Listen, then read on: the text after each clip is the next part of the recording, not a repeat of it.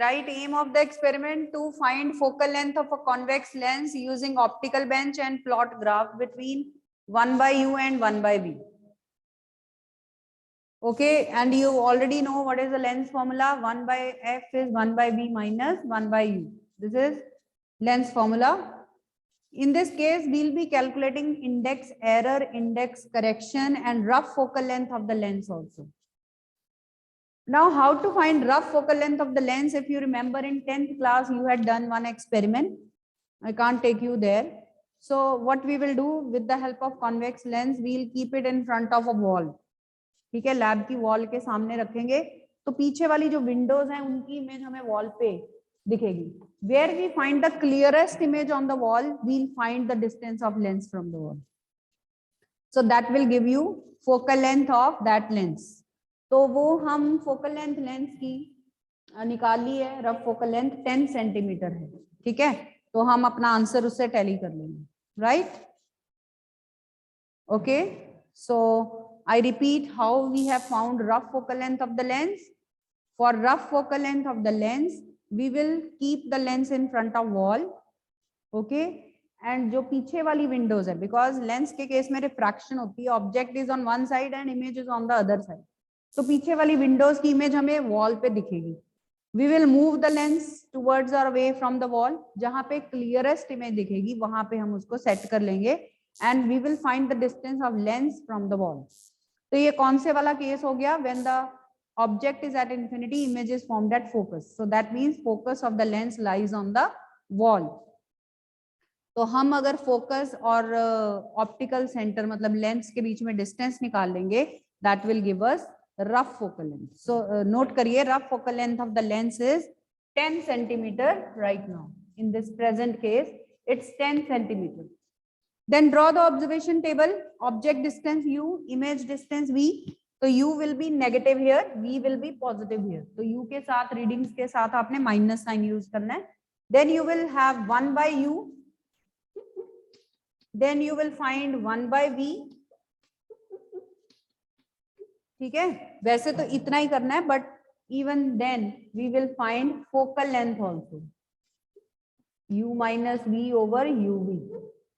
Otherwise, in the whatever syllabus they have given, they are asking how to find the focal length of convex lens, not using, they are not using lens formula for that. They are asking make use of graph.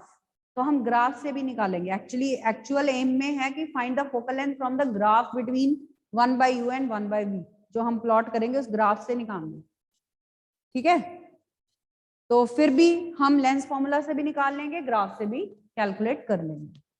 So these are going to be your observations. Right, उसके बाद after that calculations,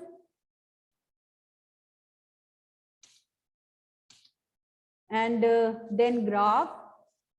graph paper पे graph बनाना है. और देखिए u negative है, u negative है और v पॉजिटिव है, तो इस क्वाड्रेंट में ग्राफ बनेगा आपका 1 by u, 1 by v. In this quadrant you will get a graph of this type. You will get a straight line graph of this type.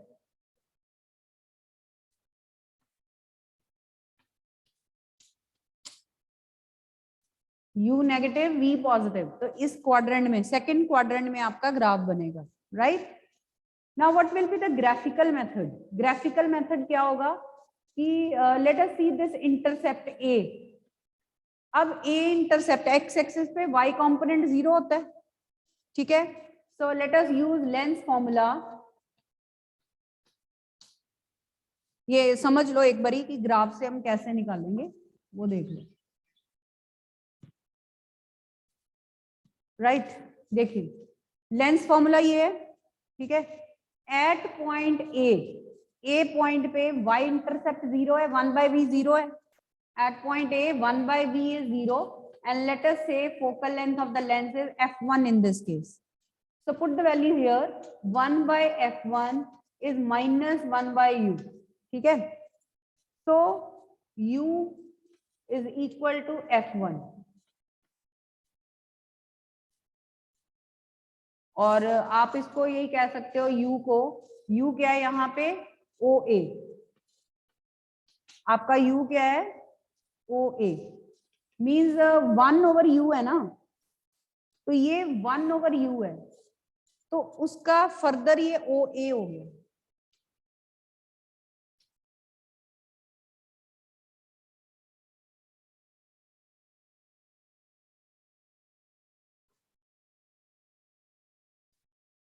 एक minute, ये देखो, ये हो गया F1 आपका u के इक्वल हो गया, और u कितना है 1/OA।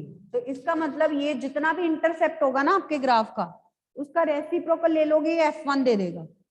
सिमिलरली अगर इसको आप F2 बोल रहे हो इतने पोर्शन को, तो 1/OB हो जाएगा। ठीक है, similarly F2 would be 1/OB। तो जितना भी इंटरसेप्ट ग्राफ पे दिखेगा आपको OB, उसका रेसिप्रोकल ले लेना 1/OB। तो ये F1 F2 निकल गए, उसके बाद ये सब कैलकुलेशंस में करना है। So mean focal length is mean of these two focal lengths F1 + F2/2। तो ये आपका आंसर होगा। So the focal length of lens is this, means this is your graphical method of calculating focal length. एक focal length यहां से भी आ जाएगी, एक आपने वैसे भी निकाली, एक रफ भी निकाली हुई हमने। ठीक है, so see the method first of all, is it clear to you? Method is okay?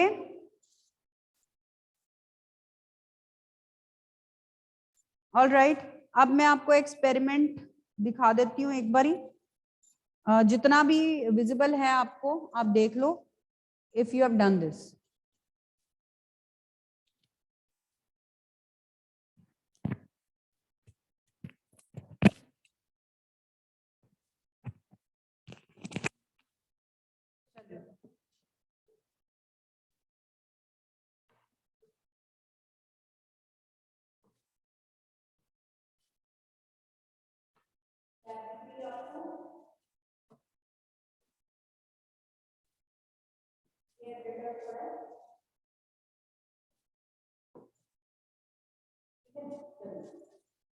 Now have a look.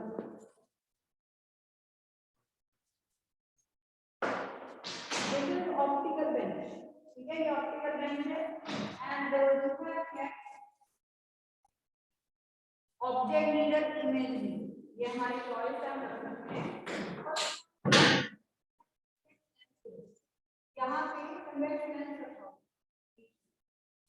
हम उसको नोट कर लेते हैं, ऑप्टिकल बेंच से बना हुआ है। Let's note its position here.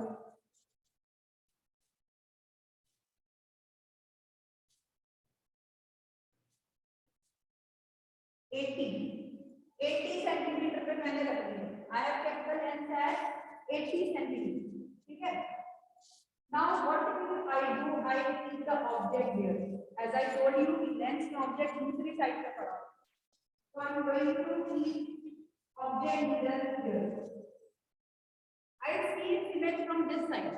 इस साइड पे मैं इसकी इमेज देखूंगी यहाँ। ठीक है, ये प्लेन में नहीं आ रहा, देख सकते हैं।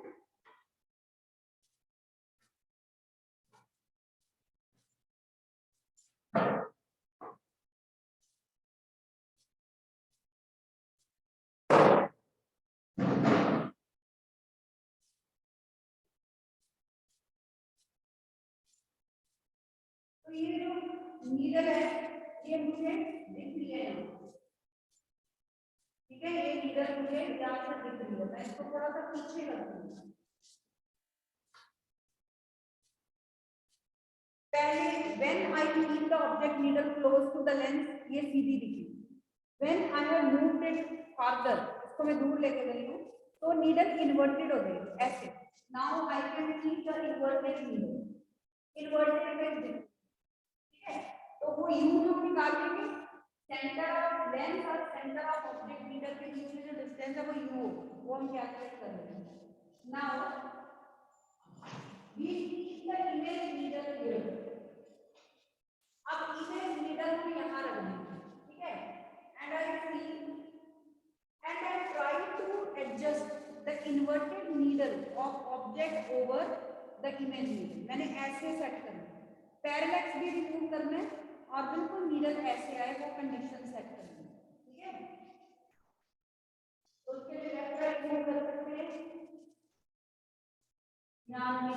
हम लेफ्ट राइट में कर सकते हैं इसको, डिस्टेंस को वेट।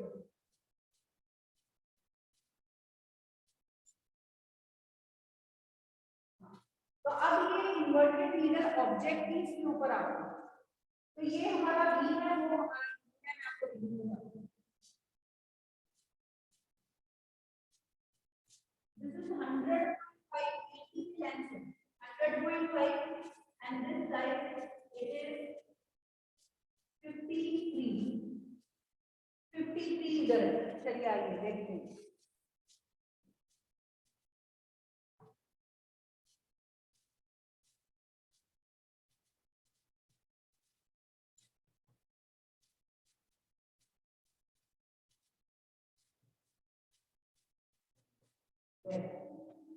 तो अब देखो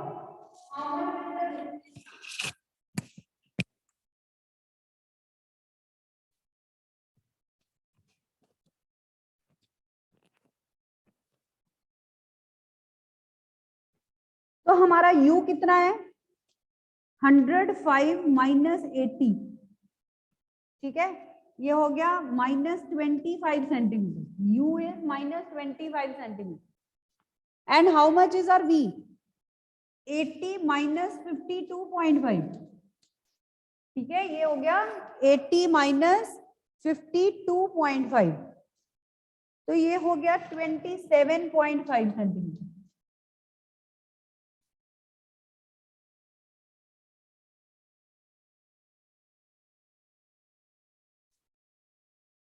है 28.5 हो गया।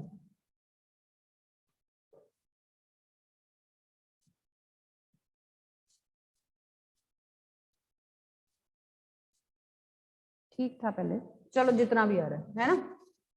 तो ये हमारे u और v हो गए।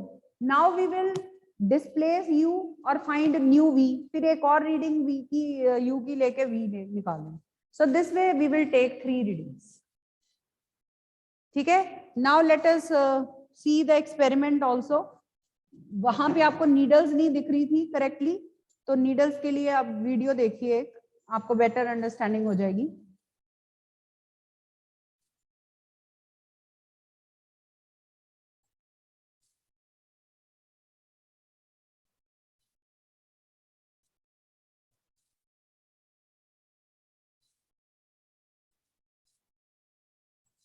In actuality, you must determine the index correction. Here, the error due to this is taken care of. Click here to find the approximate focal length. ये तो वैसे ही ऑब्जेक्ट दिखाई हुई, आगे देखो मेन एक्सपेरिमेंट करेंगे अभी। ये फोकसिंग बता रहे हैं कि पहले एक ट्री है उसकी इमेज को हम फोकस करेंगे। आप आगे देखिए, एक्सपेरिमेंट वही है जो हमने किया अभी। तो इन्वर्टेड इमेज आ रही है पहले, ये रफ फोकल लेंथ निकाल रहे हैं ना। सो this is rough focal length, approximate focal length means rough focal length. Click here to find the focal length of the convex lens. Place the object needle slightly less than 2f from the optical center O of the lens as shown. Locate the position of the real and inverted image on. So see, ये जो blue वाली inverted image दिख रही है, ये object needle की है जिसको मैंने लेंस की उस साइड पे रखा था, और जो रेड है जो मैंने आगे इमेज नीडल रख दी। बस बहुत ही सिंपल एक्सपेरिमेंट है। First we will keep the object needle on the other side, ठीक है। दूसरी साइड पे हम पहले ऑब्जेक्ट नीडल रखेंगे, राइट। फिर हम थोड़ा सा पीछे मूव करेंगे, उसकी इन्वर्टेड इमेज दिखनी शुरू हो जाएगी आगे से हमें। Then we will keep image needle also, उसकी नीडल के ऊपर इसको सेट कर देंगे बस। तो वो जो डिस्टेंस है लेंस का और ऑब्जेक्ट का वो u हो गया, और लेंस और इमेज का जो डिस्टेंस है वो v हो गया बस। तो फिर आपने u को चेंज कर देना, अकॉर्डिंगली v चेंज हो जाएगी, एक और लेंथ ले लेनी है इसके according, right. So see this is how you will see the image like they have shown in the lens. ऐसी दिख रही थी वहां पे मुझे, ठीक है। You could not see but you can see here. तो इस तरह से बिल्कुल टिप के ऊपर टिप लेके आनी है। On the other side of the lens, above the image needle, using the method. हाँ, तो अगर ये इधर है और ये इधर है, लाइक दे आर शोइंग, तो पैरेलैक्स एरर आ रहा है, आपको उसको यहाँ लेके आना है बिल्कुल इसके ऊपर, ठीक है। आप उनकी हाइट भी एडजस्ट कर सकते हो नीडल्स की, लेफ्ट राइट भी कर सकते हो, side knobs have been provided like that. Parallax adjusts the position of the image needle such that the image of the object needle coincides with the image needle.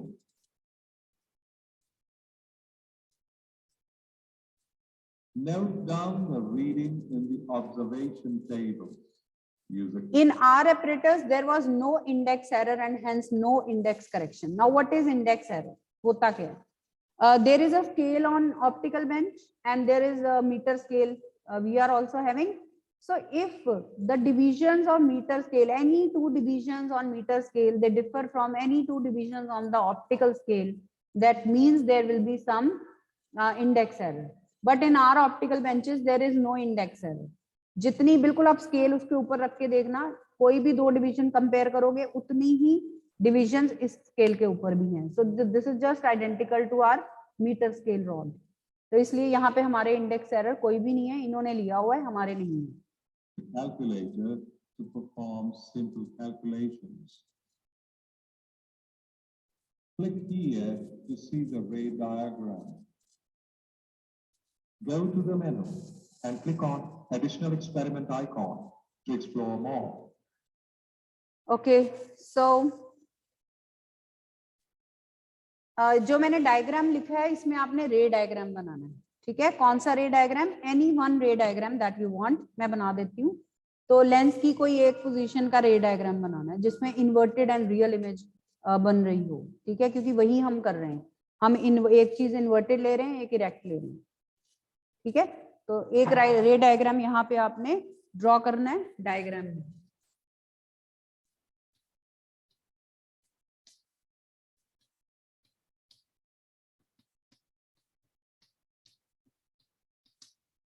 To F वाला ले लो.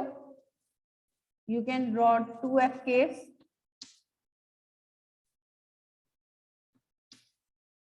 ठीक है, 2f पे ही image बन रही है.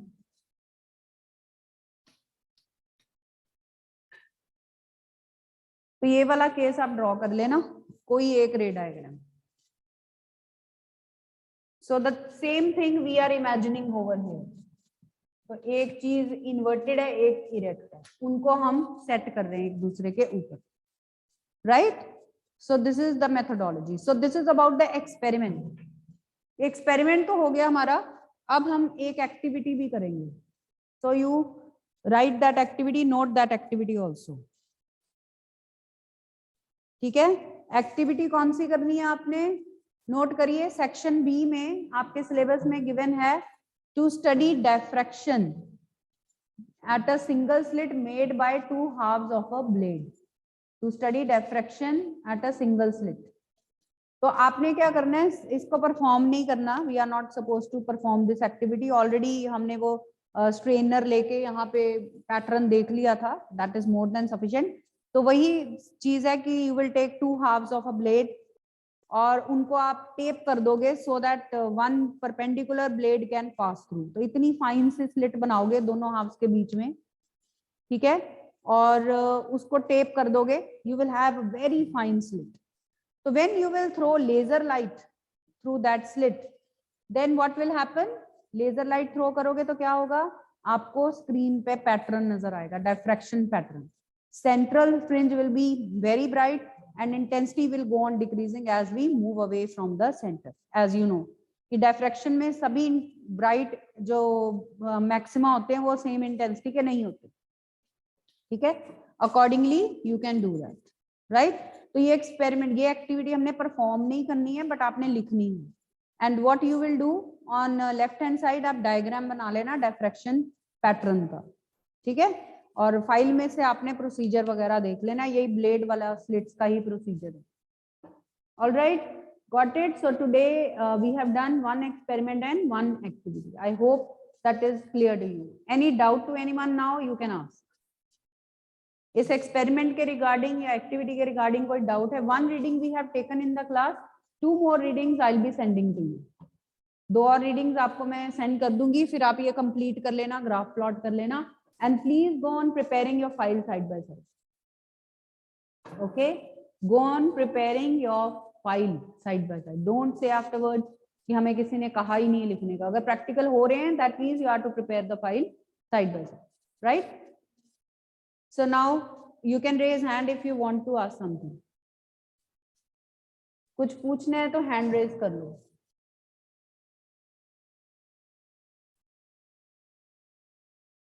Okay, तो ये एनर्जी आ गई हमारी of electron in an orbit. अभी इसको भी हम इंप्रूव करते हैं। So multiply and divide by CH.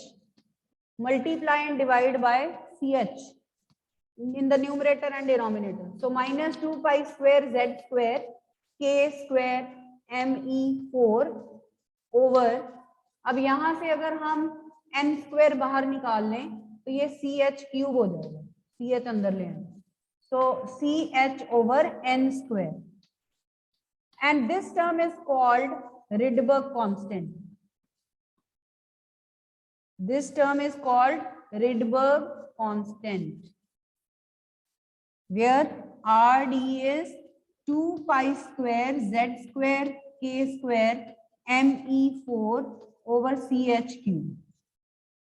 I mean to say अगर हम Z को 1 पुट कर दें तो ये बाकी का सारा Rydberg constant है, अदरवाइज यहाँ पे Z स्क्वायर भी आ जाता है, ठीक है? Like we had written the formula for radius of orbit ना, that was n square over z times Bohr's radius.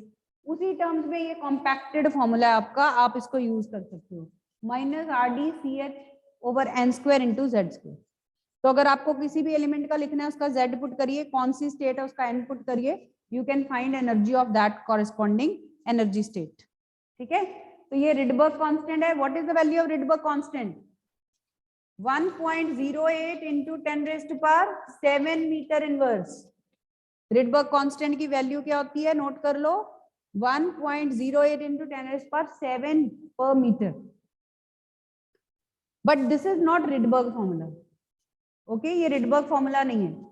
अगर हम यहाँ पे Z1 लें और N1 लें, ठीक है, and put in all the values, energy will come out to minus 13.6 over n square. एक और उससे भी छोटा फॉर्मूला बताती हूँ, if we put RdCH, इसको सॉल्व कर लेना ये वैल्यू पुट करके, तो आपका एनर्जी इन nth स्टेट का formula minus 13.6 Z square over n square आ जाता है। इसको यूज करिए, इतना भी लर्न करने की जरूरत नहीं है, आप ये वाला फॉर्मूला डायरेक्टली लर्न करिए। Energy in nth state will be minus 13.6 Z square over n square. तो जो भी एलिमेंट है आप उसका Z पुट कर सकते हो, जो भी स्टेट ले रहे हो उसका n पुट कर सकते हो और एनर्जी आ जाएगी आपको, ठीक है? So learn this shortcut formula. Okay, now let us see what is the energy of different states. तो फर्स्ट स्टेट की एनर्जी है minus 13.6 electron volt. If we put n equal to 2, energy would be minus 13.6 over 2 square, that is minus 13.6 over 4 minus 3.4 electron volt, ठीक है, minus 3.4 electron volt, और you can also say this is E1 by 4, E1 by 4 है ये, पहली जो energy निकाली उसका 1/4 है ये, because it is divided by n square which is 2 square. Then if we put n equal to 3, energy would be minus 13.6 over 3 square. 3 square is 9. So this is E1 by 9. Okay. Then n equal to 4. E4 minus 13.6 over 4 square. 4 square is 16. So this is E1 by 16 and so on. So this way we can see that there are discrete values of energy corresponding to different energy levels. We are having discrete values of energy. Energy is coming in packets, E1, E1 by 4, E1 by 9, E1 by 16, like this.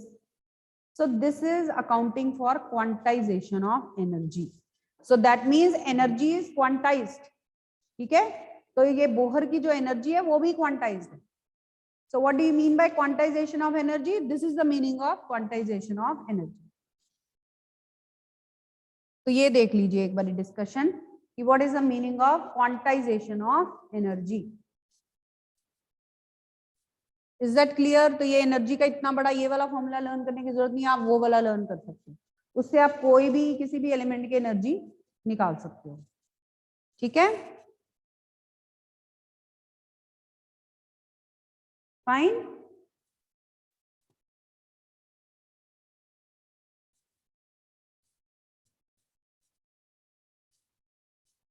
कोई doubt यहाँ तक? Any doubt? Still we have not yet derive Rydberg formula. अभी Rydberg constant आया है इसमें, but ये Rydberg formula नहीं है। रिडबर्ग फॉर्मूला हमने अभी डिराइव करना है। तो नेक्स्ट हेडिंग दे दीजिए फ्रीक्वेंसी एंड वेवलेंथ, तो बस वो एंड होगा रिडबर्ग फॉर्मूला पे जाके। ठीक है, so frequency and wavelength, first we had found radius of orbit, second was speed of electron in the orbit, third was energy of electron in the orbit, and fourth is frequency and wavelength in an orbit, frequency and wavelength of electron in an orbit.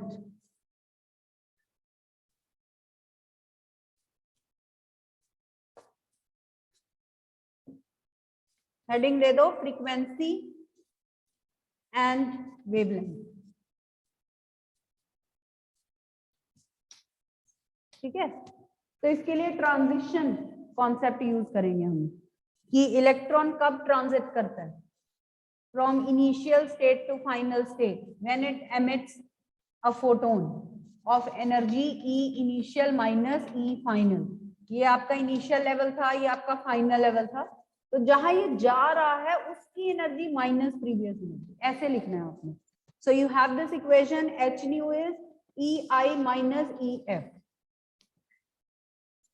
अब using that formula हम इसमें EI और EF लिखेंगे। EF will be minus RDCH over NI square minus minus plus RDCH over NF square, और new को HC by lambda लिख सकते हो आप, माइनस RDCH माइनस नहीं plus NF square minus NI square। CH cancel हो गया, and what is 1 by lambda? Wave number. 1 by lambda is called wave number and this is the Rydberg formula। तो जब आपको आएगा कि Rydberg formula कौन सा है, तो you will not derive that formula containing energy। This is Rydberg formula, I think आप केमिस्ट्री में यूज करते हो इसको। Wave number is RD into 1 by NF square minus 1 by NI square। तो ये फॉर्मूला लर्न करके आना है कल आपने। Using this formula we will discuss whole hydrogen spectrum। तो अगर ये फॉर्मूला नहीं आता होगा तो हाइड्रोजन स्पेक्ट्रम नहीं कर पाओगे आप। So please do that and now you can come up with any doubt if you have, and let me have attendance also। ये देख लीजिए, कोई डाउट है तो पूछ सकते हो। Yes students, if you have any doubts you can ask।